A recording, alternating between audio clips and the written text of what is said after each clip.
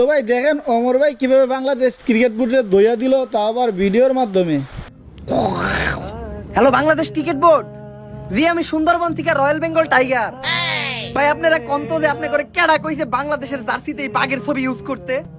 কেডা কইছে আপনি করে বাংলাদেশের জার্সিতে যেই দিন থেকে আপনারা বাঘের ছবি ইউজ করা শুরু করতেন ওই দিন থেকে বাঘের কোনো সম্মান নাই, বনের কোনো বাণী আমাকে কোনো সম্মান দেয় না।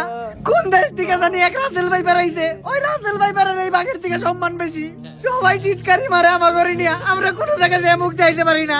দেখেন ভাই লাস্ট ওয়ার্নিং দিতাছি, বাংলাদেশের জার্সি থেকে এই বাঘের ছবি সরাইতে হইব, আর বাংলাদেশ টিমের নামের পাশ থেকে এই টাইগার নামটা সরাইতে হইব, নয়তো আমরা বনের যত বাঘ আছি সব এক এক করে কলা গাছের লোকে ফাঁসি দিয়ে আত্মহত্যা করবো। হয়তো এই বাঘ করে সম্মান দিতে শিখেন, নয়তো আমাকে আফগানিস্তানে পাঠায় দেন, আমাকে অস্ট্রেলিয়া পাঠায় দেন, ওই দেশে যেয়ে থাকি। বাঘ তো আর বাঘ নাই, বাঘ এখন বিলাই হয়ে গেছে মেয়াও।